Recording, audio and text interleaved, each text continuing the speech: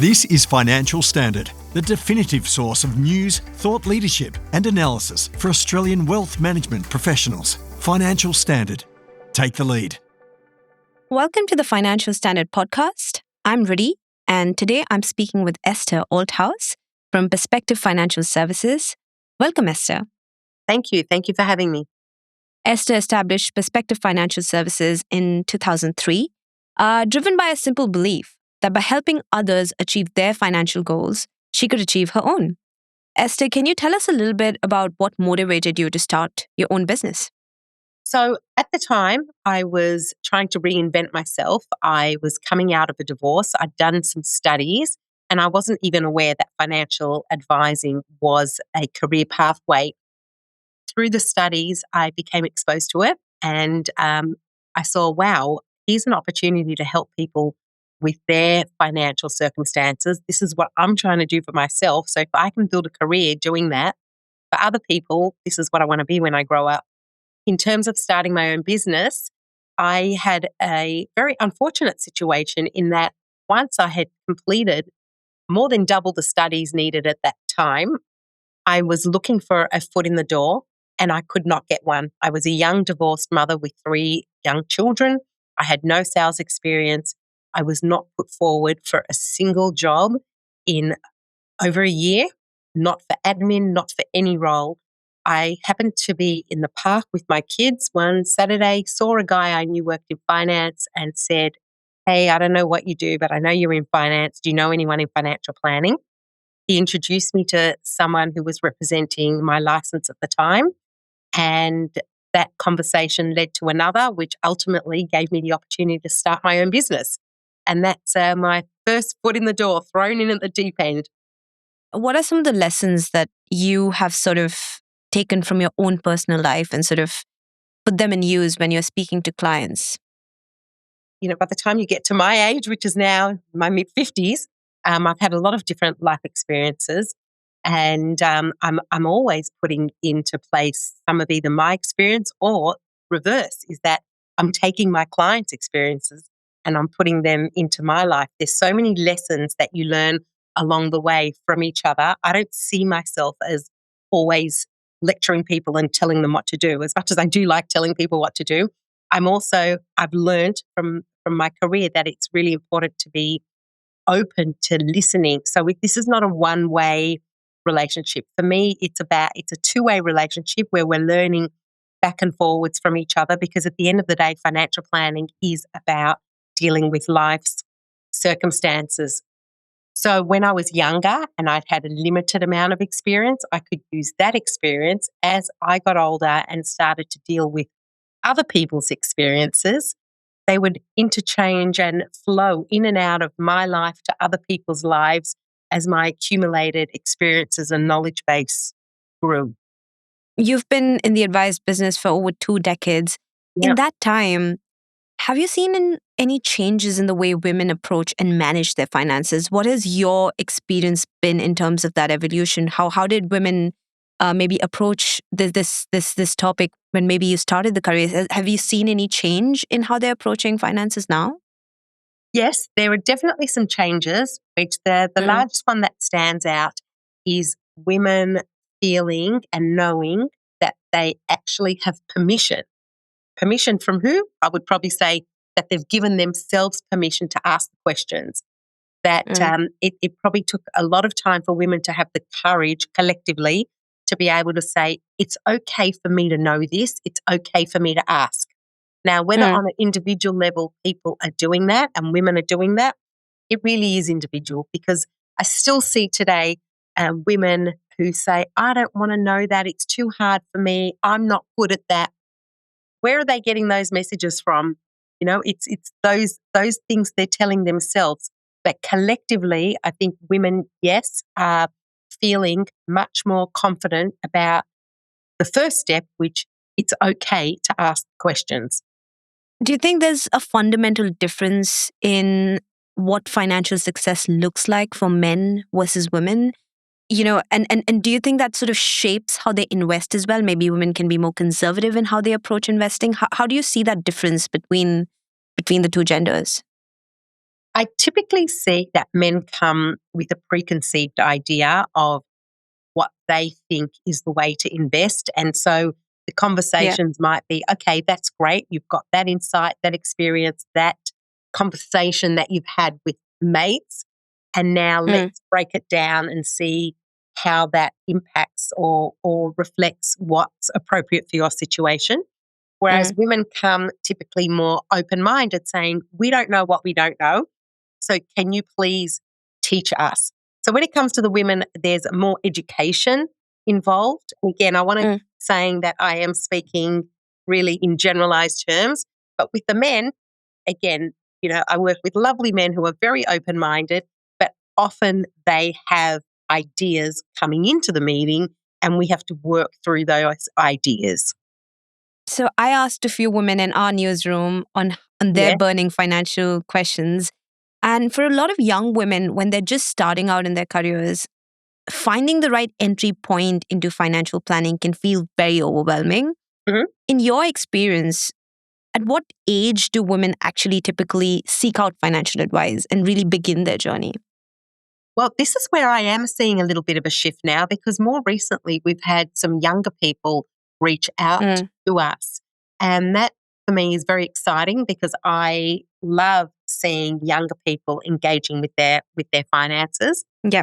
Most typically you will still see women reaching out as a reaction to something. So for example, it could be a Mm, significant life event, becoming widowed, getting divorced would be your two big ones, but then mm, there could be an awakening. So let's say someone's financial circumstances have changed, or women are stepping up. You might see this more so in, let's say, in their 40s, where they're getting an appreciation of their financial circumstances, especially if things are not on track the way they thought they might be, and then they're mm-hmm. stepping in and saying, "Okay, we need to know what's going on."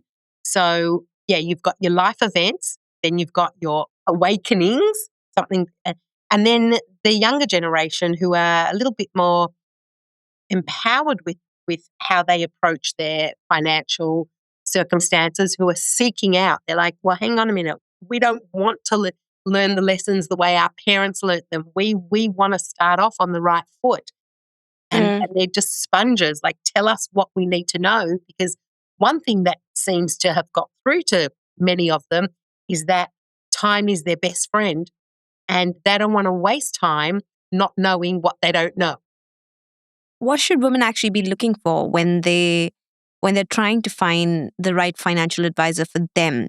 Do you think specifically seeking out a female financial advisor would be helpful, or gender doesn't really play a role when they're picking out the right advisor for them? Yeah, I don't think gender should make a difference. I have, a lot of male colleagues who work with women, and they do a wonderful job working with women. So I don't believe gender should make a difference. What should make a difference is the relatability factor. When you're sitting Mm, across the table, and I do encourage that initial meetings should be face to face, is that mm, you're sitting across the table from someone, does that person get you? Are they respecting you where your knowledge sits at the moment? mm, Do you feel that you can have a professional relationship with this person who is partnering with you, not telling you what to do, not speaking over you, not speaking under you, but someone who can look at you, who can get you, and who can mm. help partner with you on this journey? So I think that's the sense. And it might take meeting a few financial advisors till you get that sense. But I think that is number one. Probably also worth mentioning that a lot of times when people come to an advisor, they don't really know what to expect out of that relationship. They might come for something specific, and then the Mm. conversation takes them to down another pathway, which identifies as being even more critical, which the client didn't even realize it was something they were supposed to consider. Sometimes a bit hard to explain to a person who's just starting the journey the value that they get out of the relationship when it's not tangible. And people don't Mm. know what they're going to need over the course of a year or 5 years or 10 years. So there needs to be that open comfortable dialogue where you feel that I can go back to this person for this dumbest thing that might come up. I can ask Yeah. questions. Just talking about partnerships, even in healthy partnerships, gender can play a sort of role in how couples think about their money and manage their money. How do you make sure women clients in relationships are financially protected and even when everything is probably going well? Well, protection starts with knowledge. Okay. So I don't believe it's my role to protect one partner over the other. If someone's coming to see me as a couple, I can't take sides with one and say, all right, well, I've got to protect this one. If there's a circumstance of financial abuse that's identified, that is a very different situation and that needs to be managed separately. When it comes to partners feeling safe, I'm going to say, with their financial circumstances, it's about understanding where each of the partners, and I'm talking about a healthy, open relationship. As a professional, I have to assess each person's knowledge base, each person's gap, and then be able to talk to both of them in a way that brings the one who might have a weaker understanding up to the same level and try and keep them on the same page and have the conversation open. Now, open conversation doesn't mean that I can't have a separate conversation with one if one needs more information or explanation around a technical element. Okay, that does happen from time to time. But in terms of protecting, let's say, the wife or the female in the relationship, if I have to think in terms of I need to protect this person, then there's other fundamental things going on in that relationship that need to be addressed that's beyond financial planning. In terms of bringing couples, finding the level playing field, finding the common ground in how they're making their money decisions, because a lot of the times both partners can want different things and have different goals. How do you sort of help couples find a common ground when they're making decisions about their money? That's a really good question. And first of all, what I try to emphasize with couples is you are a couple and there is a team that we are working towards. However, you are individuals. And the same way you might enjoy different ways of working out and you have different taste buds for, food, when it comes to your financial objectives, you can have individual objectives. So I try to confirm that this is not about what one person wants. There is a greater good we need to address, but put it all out there. Whatever your individual goals are, let's put it all out there because it may very well be that we can either address them all, or if you're not on the same page about something, that's fine. How do we prioritize?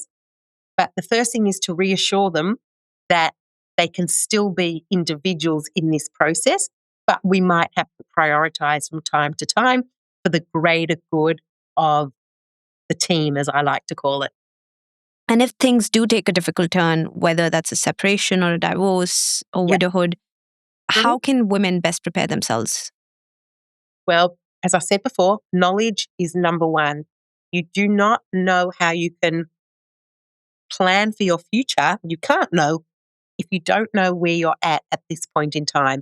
And that's why always having access to the information is important, because you might have an idea when you might get divorced, but no one ever knows when they're going to become a widow. Circumstances can change very quickly. Going through the process of finding information, especially when you are already in an emotionally challenging situation, makes it even more overwhelming. So number one is if you're going to be going through a difficult process and you haven't yet done the exercise or you don't know where to find the information, step by step, try to find your information. If you don't know even where to start, that's the best time to engage with a advisor, a professional, because the first step in any financial planning process is to gather information. So you don't have to come to the relationship with all the information. That's something a professional can help you with. But if you want to protect yourself, you have to first of all know where the information is, the good, the bad, the ugly, debts, things that are in your name. I even had a conversation just in my last meeting about understanding exactly what is in your name. You must have access to your ATO MyGov portal to know, even if you have a tax debt, there are just things you should know if it's in your name, especially. Maternity leave is another significant blind spot Yep. for many women. Stepping out of the workforce during their prime earning years can sort of leave a big impact on their super contributions as well.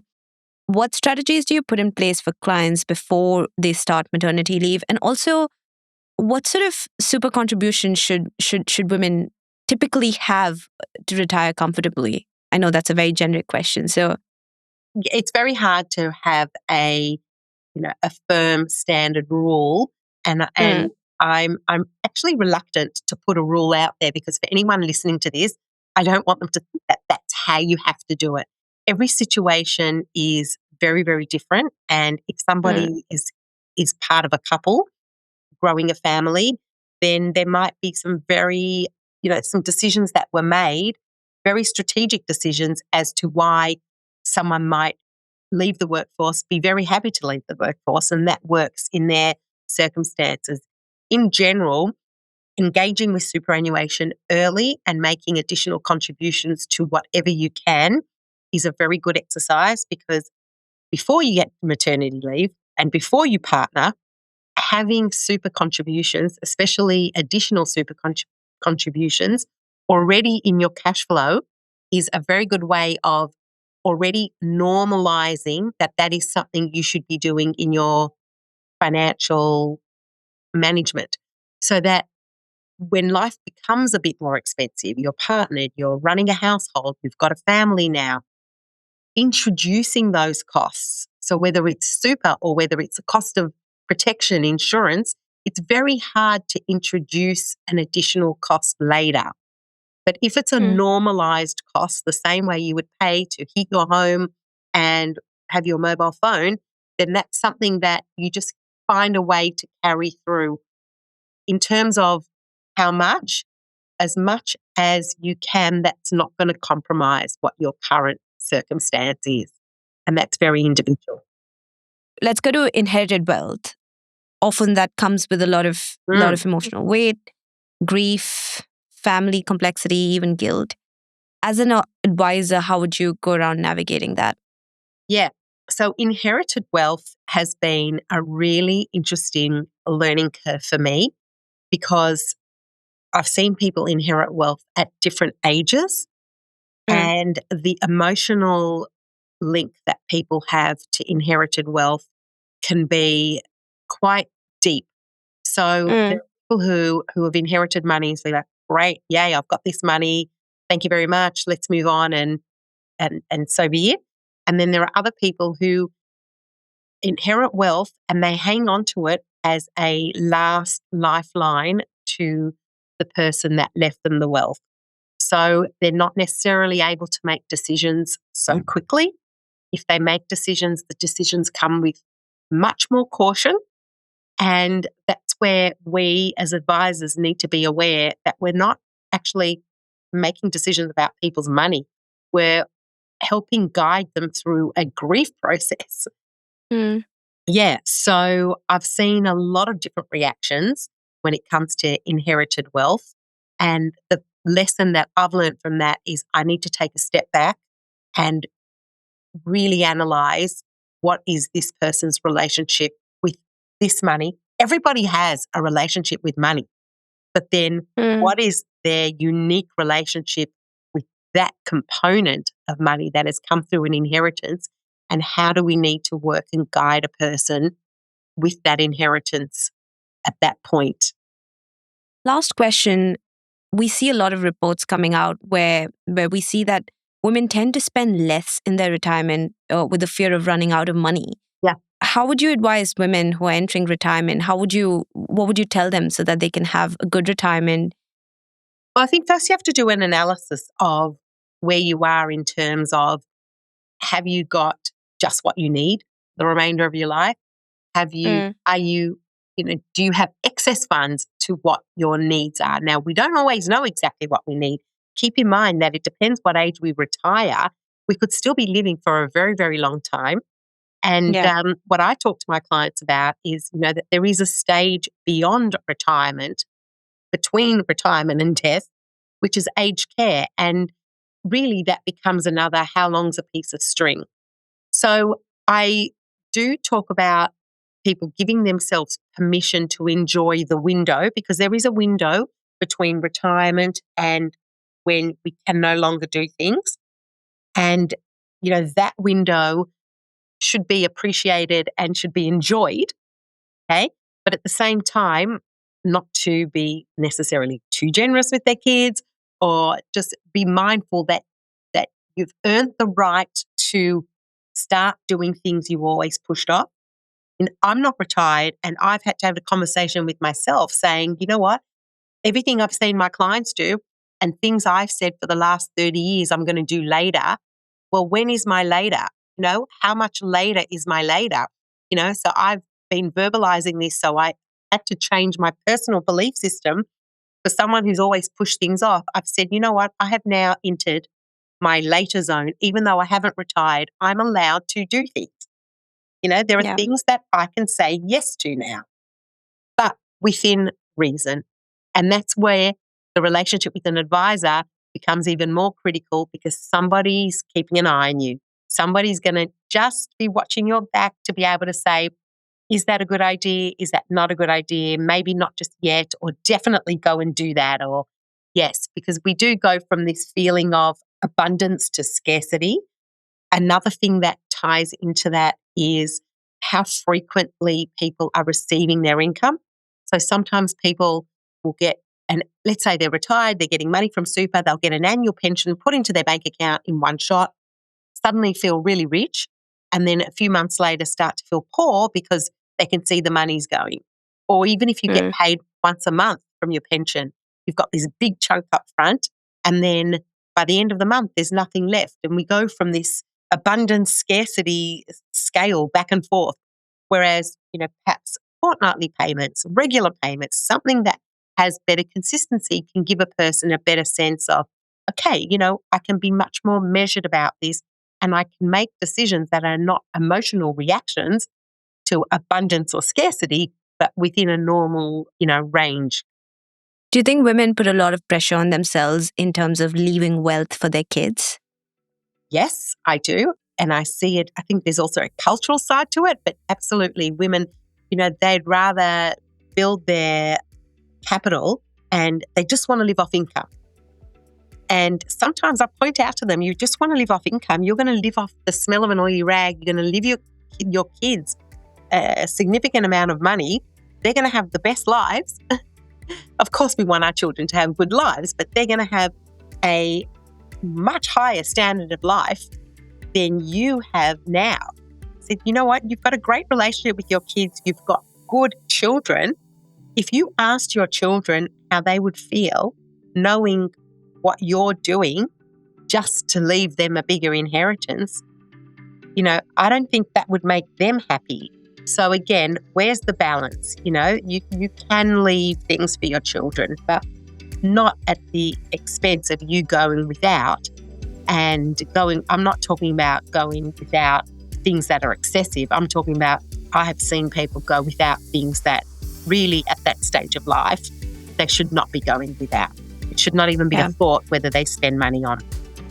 That was a great conversation. Thank you so much, Esther, for joining me today. Oh, that's a pleasure. Thank you for having me. Thanks for listening to this Financial Standard podcast. For more information, visit financialstandard.com.au. Please keep in mind that the information discussed in this podcast is general in nature and does not consider personal circumstances. Reliance should not be placed on any content without further independent financial research and advice.